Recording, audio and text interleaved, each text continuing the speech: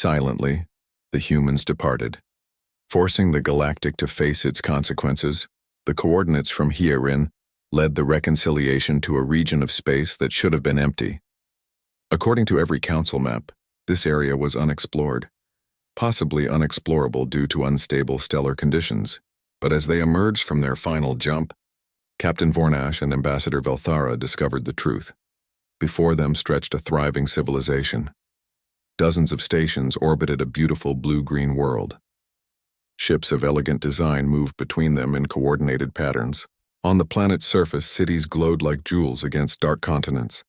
And scattered throughout the system were other ships, other species, living and working alongside humans in what appeared to be perfect harmony. How did they hide all this? Captain Vornash whispered. They did not hide it, Velthara said, reading the sensor data. They just went somewhere we never bothered to look. This region was marked as dangerous based on surveys done 300 years ago. But look at those stellar stabilizers. The humans fixed the problem. They made the danger safe, then built a home in it. A communication came through. A young woman's face appeared on the screen, her features distinctly human, her expression cautious but not hostile. This is New Sol Traffic Control. State your business, please. Velthara stepped forward. My name is Ambassador Velthara of the Galactic Council. We come seeking humanitarian aid. Our people are dying. The young woman's expression did not change. Please dock at Station 7. Someone will meet you there. They docked at a station that hummed with quiet efficiency. The corridors were clean and bright, filled with humans and several other species Velthara did not recognize. Everyone looked healthy, purposeful, content. It was jarring after months of seeing only dying colonies and desperate faces. A young man waited for them at the airlock. He was perhaps 30 standard years old, with kind eyes and a serious expression. I am Jahi, he said. I lead the Council of New Sol. Follow me, please. He led them through the station, making no attempt at small talk. They passed gardens where children played, markets where traders sold goods, schools where mixed groups of species learned together. Everything spoke of a society that worked, that functioned, that cared for its people. Finally, they reached a meeting room with a large window overlooking the planet below. Waiting there was an elderly woman who stood with the help of a cane. I am Myung-hee, she said, keeper of our history. Jae-hee asked me to be present for this conversation. She gestured to seats. Please sit. You have come a long way. Velthara found herself trembling as she sat. You know why we are here. Yes, Myung-hee said. The old galaxy is collapsing. Systems are failing. People are dying. You want humanity to return and save you. Her voice was neither cruel nor kind, simply factual. Can you blame us for asking?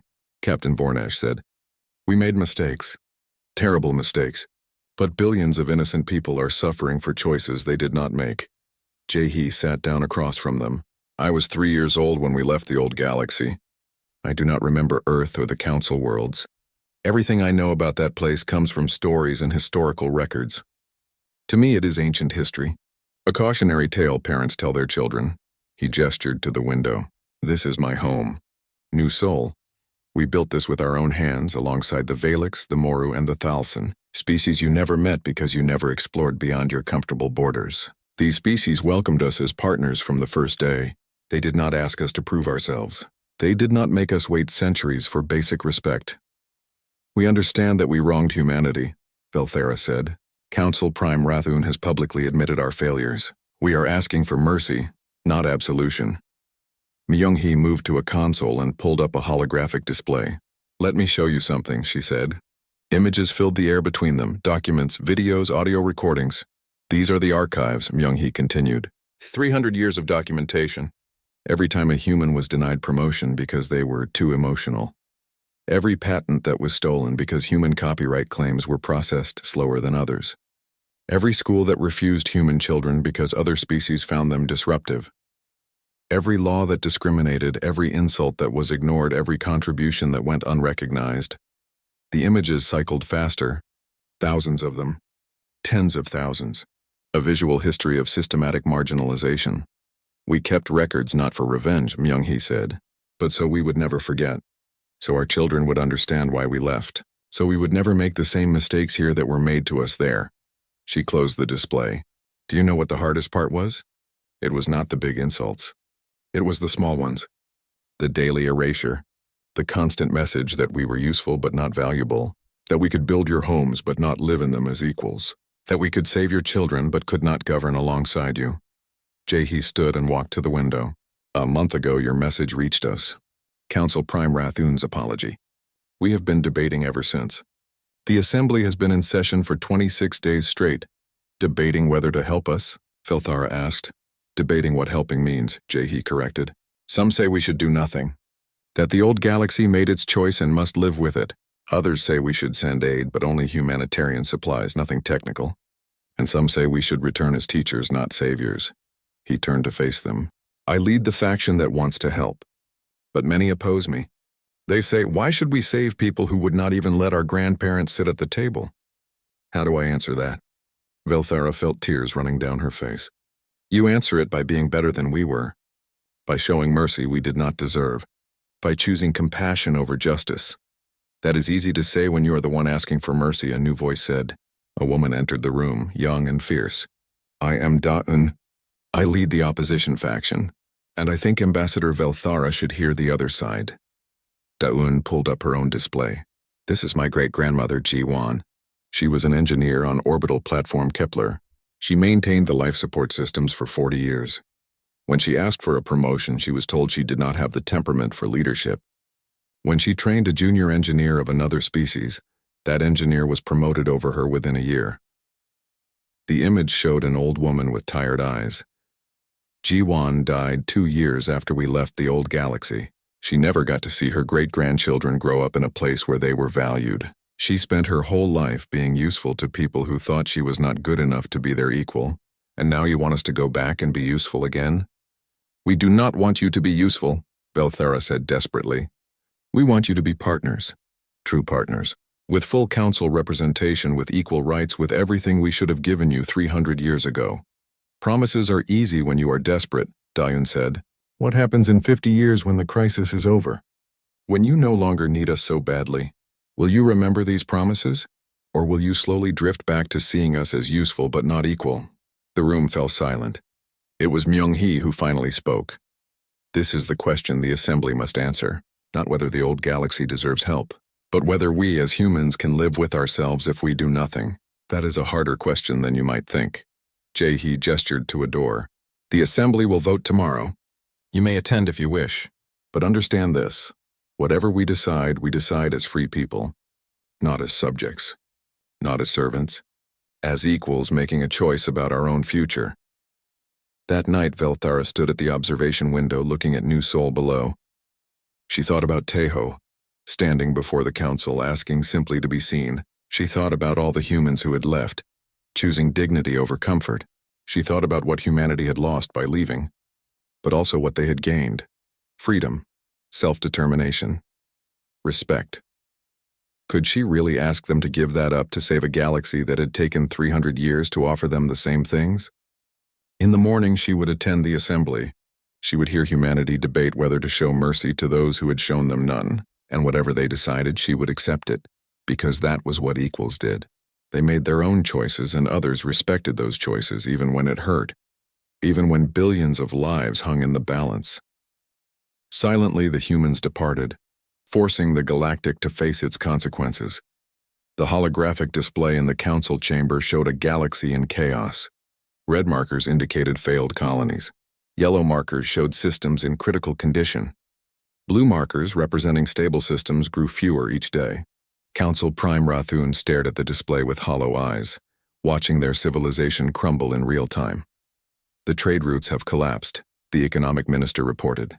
Without human navigation systems, merchant ships cannot plot safe courses through the stellar drift zones. 3 major cargo vessels vanished last week. Insurance companies refuse to cover shipments. Food, medicine, and supplies are not reaching outer colonies. What about the emergency supplies we stockpiled? Someone asked. Gone, the minister said flatly. We distributed them in the first 6 months of the crisis. We thought we would have solutions by now. Rathun turned to Dr. Kiksara. How long until we can repair the navigation systems? The reptilian scientist looked exhausted. Her team had been working without rest for months. The navigation systems use quantum probability matrices that adjust in real time based on, we are not even sure what, gravitational fluctuations? Cosmic radiation patterns. Something else entirely? The human who designed them, a woman named Mi-sun, left notes that reference listening to the stars. We have no idea what that means. It means she was crazy, a delegate muttered. These humans and their poetic nonsense? No, Dr. Kixara said sharply. It means she understood something we do not. Every time we think we have figured out one of their systems, we discover another layer of complexity. It is like trying to understand music by only reading the notes on paper. The notes are there, but the feeling, the timing, the soul of it, that is missing. A new alert flashed on the display. 3 more colonies turning from yellow to red. Failed. The council members watched in silence as the estimated death toll updated. 12 million added to a number already too large to comprehend. We have a bigger problem, a military advisor announced, stepping forward. His scales were dull with stress. The defensive shields protecting our core worlds are failing. Jin Wu's quantum shield technology is breaking down and we cannot repair it. The shields were supposed to be impenetrable, remember? We bragged about them. Now they are just expensive decorations. When will they fail completely? Rathun asked, though he was not sure he wanted to know the answer. 2 months, maybe 3, and when they do, we will be defenseless. As if summoning a nightmare by speaking of it, another alert sounded, a military one this time. The room fell silent as everyone read the message. The Koresh Federation has launched an invasion fleet, the military advisor said, his voice empty. They are targeting the Meridian sector. Without shields, those worlds cannot defend themselves. Rathun felt ancient. He had lived 140 years, served on the council for 80 of them. He had guided the galaxy through economic downturns and political disputes. But he had never faced anything like this. He had never had to watch his civilization collapse because of his own arrogance. How many worlds in the Meridian sector? He asked. 7, population 4,300,000,000, 4 billion people, 4 billion lives that depended on shields that no longer worked. Designed by a man named Jin Wu who had left 47 years ago because the council thought he was not wise enough to deserve a seat at the table. Ambassador Velthara stood, her antennae drooping with exhaustion. I have read Jin Wu's files, she said. Do you know why he made the shield so complex?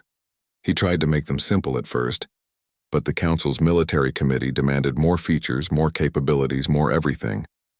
They wanted shields that could stop any weapon, adapt to any attack, and require 0 maintenance. Jin Wu told them it was impossible to have all 3. They told him to do it anyway or lose the contract. She pulled up Jin Wu's original proposal on her tablet. Look at this. His first design was elegant and simple, easy to maintain. Not perfect, but reliable. The council rejected it, said it was not impressive enough, not advanced enough. So Jin Wu gave them what they demanded. He made something so sophisticated that only he understood it fully. And then he left, taking that understanding with him. Are you saying this is our fault? A delegate demanded. That we somehow caused this? Yes, Velthara said simply. That is exactly what I am saying. We caused this. Every death, every failed colony, every parent watching their child starve because the food production systems failed, all of it traces back to decisions we made. We treated humans as tools, not people. We demanded their genius but offered them nothing in return. We ignored their warnings, dismissed their concerns, and rejected their requests for basic respect. And now we are reaping what we sowed. The chamber erupted in argument. Some delegates agreed with Velthara. Others blamed humans for building systems that were too complex. Still others blamed Dr. Kixara for not finding solutions fast enough. Everyone wanted to point fingers anywhere except at themselves. Another alert. A medical one this time. Dr. Kixara read it and closed her eyes. A plague has broken out on New Valeria, Carthax Prime, and Duluth Station, she said quietly. It is the vermilion fever. We had vaccines for it. Mi-sun developed them 60 years ago. But vaccines have expiration dates. These expired 8 years ago. We tried to manufacture new ones using Mi-sun's formula, but something is wrong. The new vaccines do not work. They might even make the fever worse. How many infected? Rathun asked. Currently? 30,000. By next month? Could be millions. Vermilion fever has a 70% mortality rate without treatment. With bad treatment, it approaches 90%. Rathun thought about Mi-sun, another human whose name he had never heard until after she was gone. Another genius whose work he had taken for granted. He tried to imagine her, working in some laboratory, developing vaccines that would save billions of lives. Had she been happy? Had she felt appreciated? Or had she been like Tejo, tired and sad, wondering why her work was valued but she was not? "I want to make a statement," Rathun said suddenly. "Broadcast it across all channels. I want everyone to hear it." His advisors looked concerned. "Prime, perhaps we should wait until we have better news." "There will be no better news," Rathun said. "Not for a long time. People deserve the truth." An hour later, he stood before the cameras. His feathers were groomed, his posture straight, but his eyes could not hide the truth. He looked like what he was, a leader who had failed his people. "Citizens of the Galactic Council," he began. "For 300 years, humanity lived among us. They built our stations, maintained our infrastructure, developed our medicines, and taught our children. They asked for one thing in return: to be treated as equals, to have a voice in the decisions that affected all of us.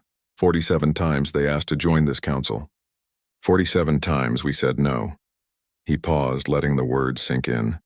"We told ourselves we had good reasons. We said they were too young, too emotional, too different. But the truth is simpler and uglier. We took their contributions for granted. We saw them as service providers, not partners.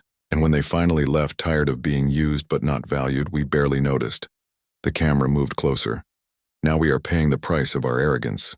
Our systems are failing because we never learned how they truly worked. We thought human technology was simple. We were wrong. We thought we could manage without them. We were wrong. We thought we had time to make things right. We were wrong about everything." Rathun felt tears building in his eyes, a rare thing for his species. "I cannot promise you that we will fix this. I cannot promise that everyone will survive. What I can promise is this: if we survive, we will never forget this lesson. We will never again take anyone for granted. We will never again think ourselves too superior to value those who serve alongside us." He took a breath. "To the humans, wherever you are, we are sorry, not because we want something from you, though we desperately need your help, but because we should have said it 300 years ago. You deserved better. You deserved respect. You deserved equality, and we failed to give you any of those things." The broadcast ended. Rathun sat in his empty office afterward, watching the responses flood in. Anger, fear, blame, but also, surprisingly, agreement. People were beginning to understand. They were beginning to realize that the quiet departure of humanity was not an attack. It was a mirror reflecting back the galaxy's own failures, and what they saw in that mirror was ugly beyond words. Silently, the humans departed, forcing the galactic to face its consequences. The search vessel Reconciliation drifted through the outer rim, scanning for any sign of human presence. Captain Vornash, his crystalline body refracting the light from the nearby star, studied the sensor readouts with growing frustration. 6 months of searching and they had found nothing but empty stations and abandoned colonies. "Another one," his navigator called out. "Human outpost bearing 27 Mark V. Appears intact." Ambassador Velthara, who had volunteered for this mission despite her age, moved to the viewport. In the distance, a small station floated peacefully in space, its lights still burning bright. "Intact?" Captain Vornash asked. "How is that possible? Every human structure we have found has been dark and dead.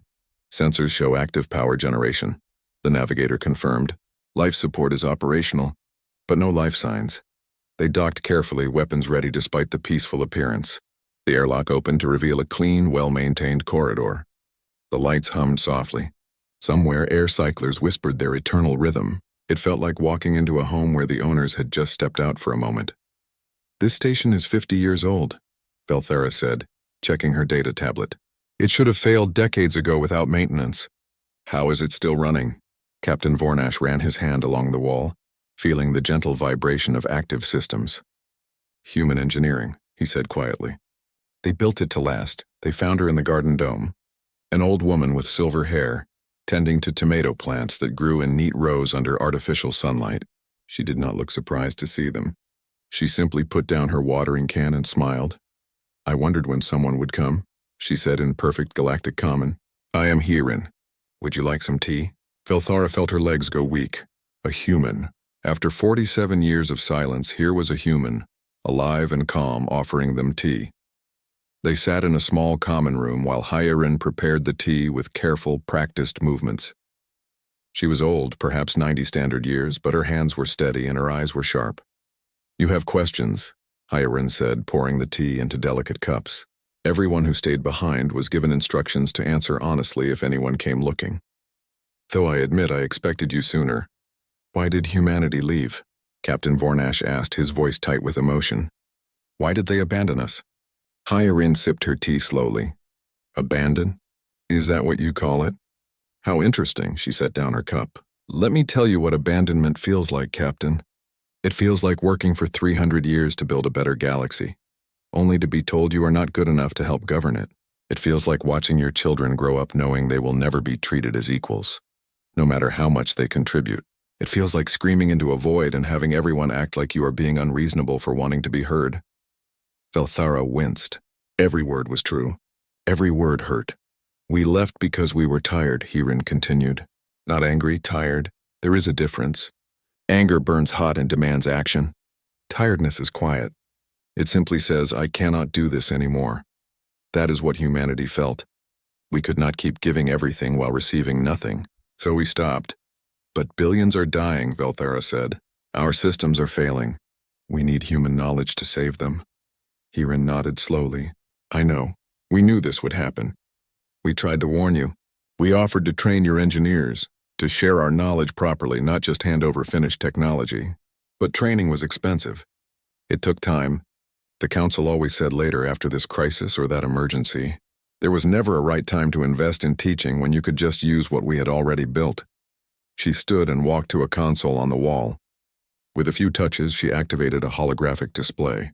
It showed star maps, trajectory plots, resource calculations. Humanity began planning the Exodus 200 years before we left. We did not act in anger or haste. We were methodical, patient. We spent those 2 centuries preparing, building ships in secret, training our children for a different life. "Where did you go?" Captain Vornash asked. "Away," Hierin said simply. "Far enough that you would not find us unless we wanted to be found. We discovered, let us just say we discovered that the galaxy is far larger and more interesting than the Council believed." She changed the display, showing population charts. Over 20 years, we quietly moved 14 billion people.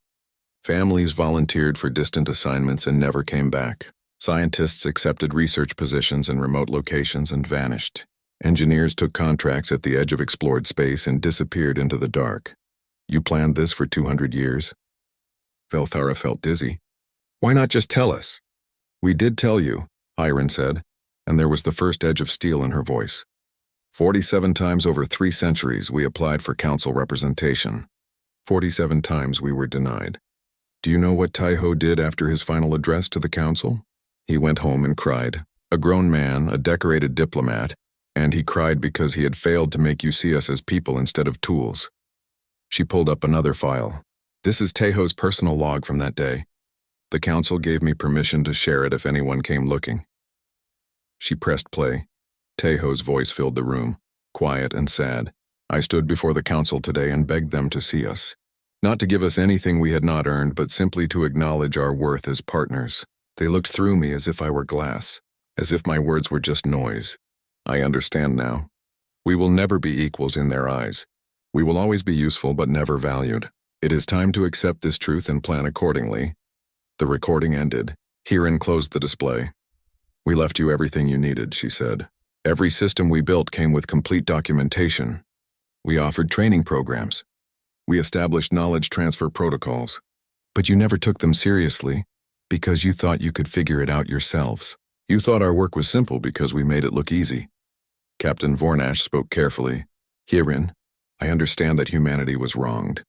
But can you help us, please? Billions of innocent people are suffering for mistakes they did not make." "Young-Su," Hierin called out. "Please come here." A hologram flickered to life beside her. A young man with a kind face appeared, looking as real as any living person. "Hello," he said. "I am Young-Su, or rather, I am his digital consciousness." The original Young-Su died 20 years ago. But before he passed, he uploaded his knowledge and personality to help anyone who came looking for answers. Velthara stared at the hologram. "A digital consciousness? We do not have that technology. You do now," Young-Su said. "If you want it." I can teach you. But teaching takes time, and time is something your failing systems do not have much of. Then give us the quick fixes, Captain Vornash pleaded. Give us the codes, the override sequences, anything that will stop the dying. Young Su shook his head. There are no quick fixes. That is what you never understood. Human technology was not magic. It was care, attention, intuition, and constant adjustment. You cannot learn in 6 months what took us 300 years to develop. Hyarin placed a hand on the hologram's shoulder, a gesture of affection that somehow seemed natural despite his artificial nature. The truth is simple, Captain. Humanity is not coming back. We found something better out there. We found other species who wanted partners, not servants. We built a new civilization where our contributions are valued, not just used. She handed Velthera a data chip. This contains everything I am authorized to give you. Coordinates for 6 more outposts like this one, each with a digital consciousness ready to teach anyone willing to learn. Maps showing where some of our old training facilities still exist. And a message. Velthera held the chip carefully. What message? The same message humanity gave for 300 years. Hyarin said softly. If you want our help, treat us as equals. Not as saviors. Not as servants. As partners. The humans who stayed behind in digital form will teach anyone who asks.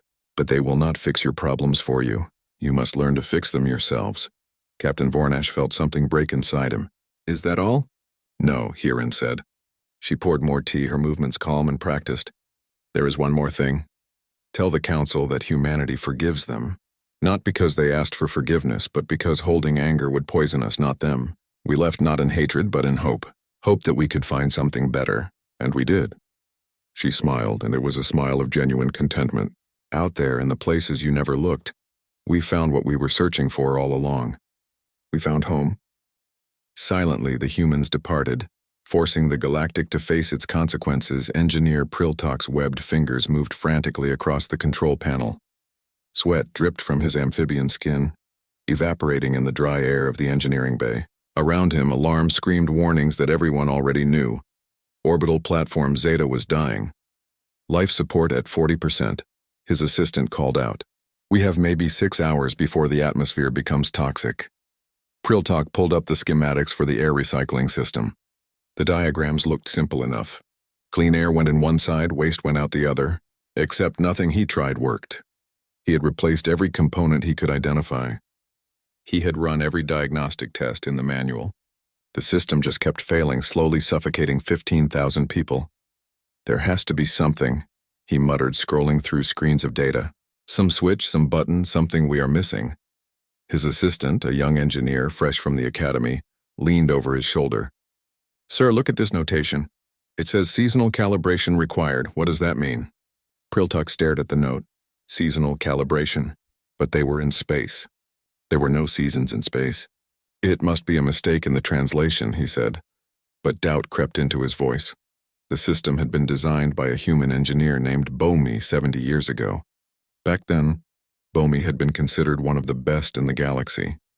Priltok remembered reading about her in his textbooks. She had designed 3 orbital platforms, each one a marvel of efficiency and safety. He pulled up the original design documentation, searching for any clue. Most of it was straightforward engineering language. But scattered throughout were strange notes, references to things that made no sense. Adjust for homesickness during long nights. Remember the summer protocol. Use the autumn backup if crew seems tired. These notes are useless, his assistant complained. What do emotions have to do with life support? But Priltok felt a cold realization settling over him. These were not useless notes. They were Bomi's way of thinking, her method of problem solving. She had not just built a machine. She had built something that responded to the people living in it, something that required understanding, not just operation. He remembered something else from his textbooks. His professor had mentioned that Bomi often argued with her supervisors about over-engineering her designs. They said she made things too complicated, too expensive. She had tried to explain that her designs needed human intuition to maintain, that the systems learned and adapted. But the supervisors did not care. They wanted simple machines that anyone could fix. Bomi had built what they asked for on paper, but in practice she had built something far more sophisticated, something that needed the touch of someone who understood not just engineering, but people. Priltok looked at the failing system and knew the truth. They could not fix it, not without Bomi or someone like her. The knowledge had left with the humans and no manual could replace it. "Begin evacuation," he said quietly. "We cannot save the station." 3 sectors away on the agricultural colony Haven 7, Governor Thexul stood in the middle of a field of dying crops. The plants had turned black overnight, their leaves curling and dropping to the ground. The smell of rot filled the air. "How did this happen?" he demanded. "We followed every procedure exactly." The agricultural supervisor, a nervous mammalian with striped fur, held up a tablet. "The automated farming system produced the fertilizer formula, just as it always does. We applied it as directed. But something went wrong. The crops are not just dying, they are toxic. If anyone had eaten them..." Thexul felt sick. Haven 7 fed 3 nearby systems. If the crops were toxic, millions would go hungry. "Get me the system's original designer information," he ordered. An hour later, he sat in his office reading about a human named Sung Min. The files painted a picture of a brilliant agricultural scientist who had revolutionized farming on 12 different worlds. Sung Min had come to Haven 7 60 years ago and transformed it from a struggling colony into the most productive farm in the sector. The current supervisor entered the office, looking pale. "Governor, I found something in the old records." Sung Min left detailed notes about the farming system, but they are strange. Thexul read the notes on the tablet, page after page of observations that seemed to have nothing to do with farming. Notes about the color of the sky during different times of the year, records of which days the workers seemed happiest, charts tracking the mood of the colony alongside crop yields. One note stood out. "The system calculates nutrition based on season, but season is more than temperature and light. It is feeling. On rainy days, increase nitrogen by 5%. On sunny days, decrease it by 3. On days when people are sad, the plants need extra care too. They respond to us as we respond to them." "This is nonsense," the supervisor said. "Plants do not care about feelings." But Thexul was not so sure. He had lived on Haven 7 his entire life. He had seen Sung Min work in these fields, talking to the plants, adjusting things that seemed random. Everyone had thought the human was eccentric, maybe a little crazy, but the crops had always been perfect. "Sung Min was not making random changes," Thexul said slowly. "He was responding to patterns we could not see. The system learned from him. It learned his intuition. And when he left, that intuition left too. So the system is just guessing now?" the supervisor asked. "Worse," Thexul replied. "It is following rules without understanding why those rules existed. It is applying formulas without the wisdom to know when to break them." The supervisor sat down heavily. "Can we fix it?" Thexul looked out his window at the fields of dead crops. "No, we can shut it down and try to farm the old way manually. But we will produce maybe 20% of what we used to. The systems we depend on will starve." Across the galaxy, the same story repeated itself. A mining operation that had run perfectly for 80 years suddenly began extracting toxic ore.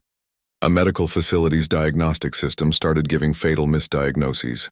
A transportation hub's traffic control began routing ships into collision courses. Every system that humans had touched, improved, or maintained was failing.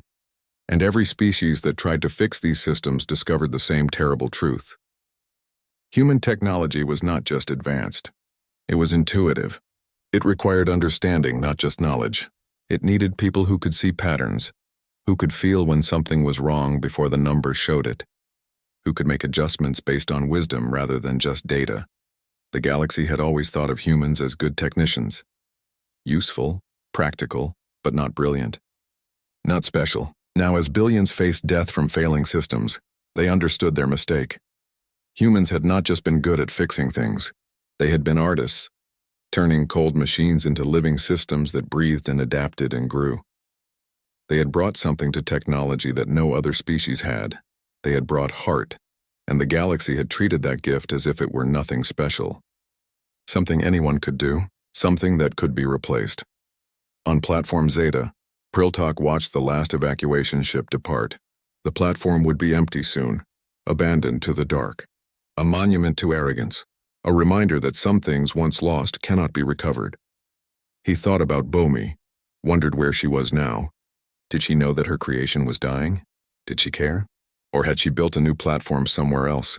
in a place where her talents were valued instead of taken for granted.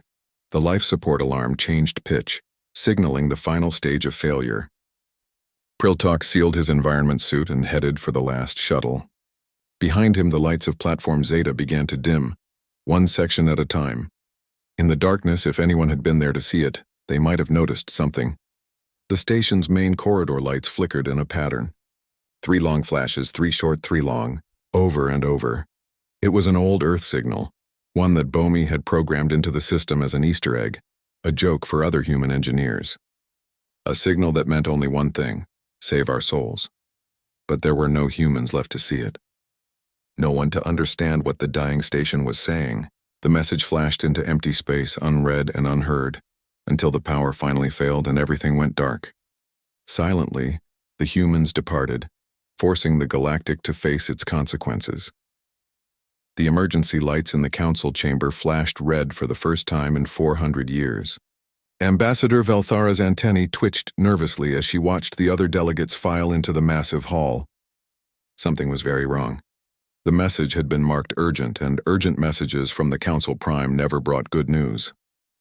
Council Prime Rathun stood at the center platform, his feathers ruffled and dull. The old avian leader looked tired, more tired than Velthara had ever seen him. Around the circular chamber, representatives from 43 different species took their seats. The air felt heavy with worry. "We have a crisis," Rathun announced without any greeting. His voice echoed through the silent hall. In the past 6 months, 17 colonies have reported complete system failures.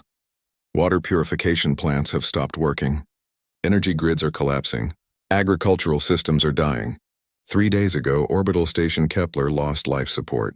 We evacuated everyone, but 12,000 people died before the rescue ships arrived. Murmurs rippled through the chamber. Velthara felt her heart's beating faster. 17 colonies?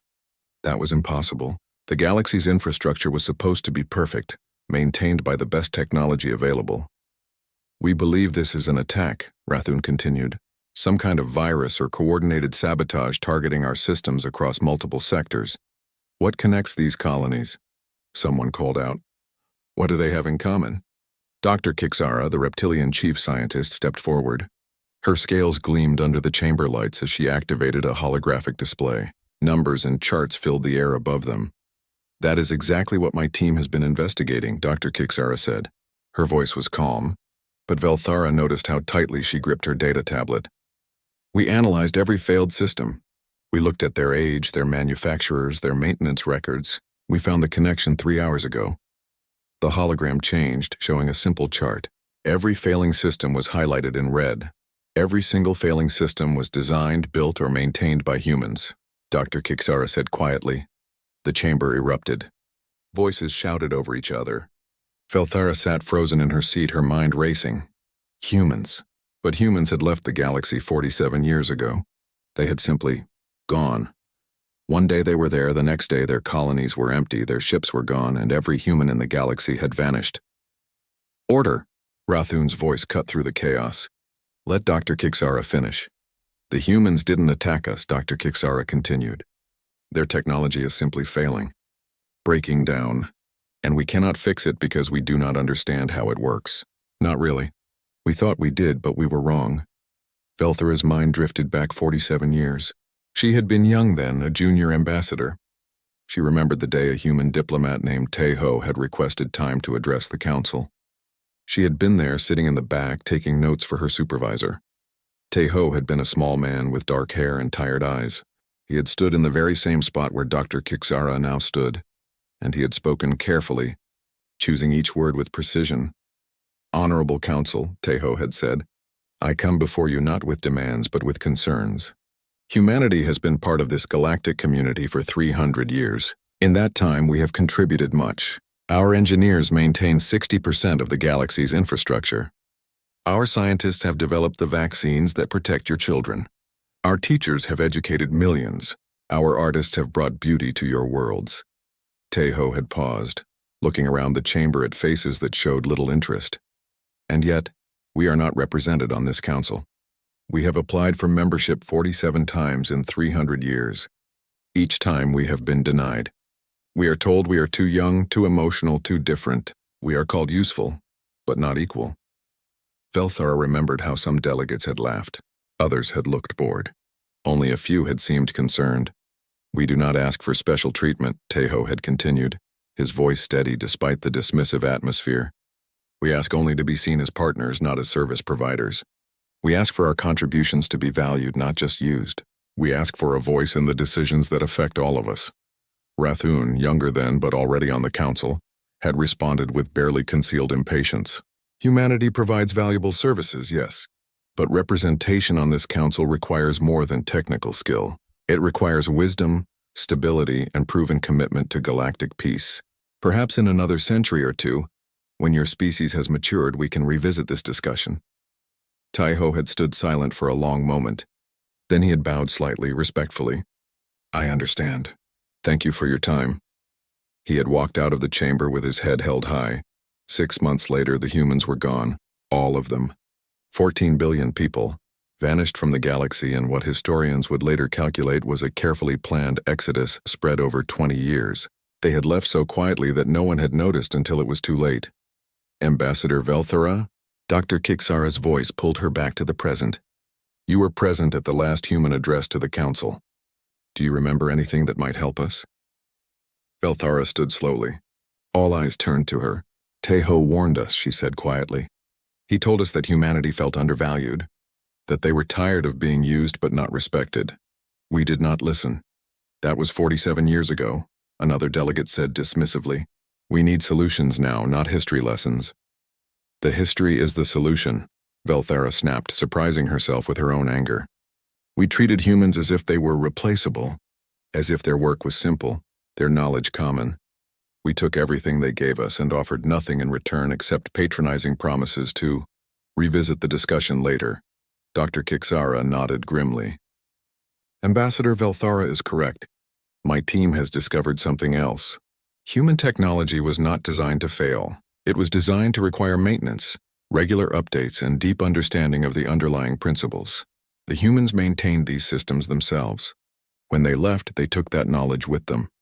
Can we not simply reverse engineer their designs?" someone asked. "We have been trying," Dr. Kixara replied. "For 47 years we have been trying. But human technology is far more sophisticated than we realized. Every system contains thousands of small innovations, safeguards, and adjustments. What we thought was simple was actually genius.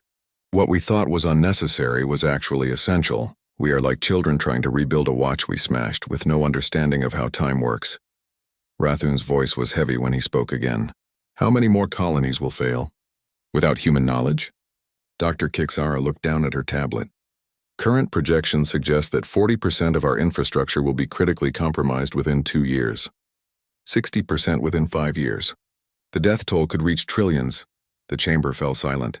Velthara felt something cold settle in her chest. They had done this, not with malice or cruelty, but with arrogance and blindness. They had taken and taken and taken, never once asking what humanity needed in return. "We must find them," Velthara said into the silence. "We must find the humans and bring them back." "And if they refuse?" someone asked. Velthara met Rathun's eyes across the chamber. The old avian looked ancient now, carrying the weight of mistakes that spanned centuries. "Then we will face the consequences of our choices," Velthara said softly, "just as we should have done 47 years ago."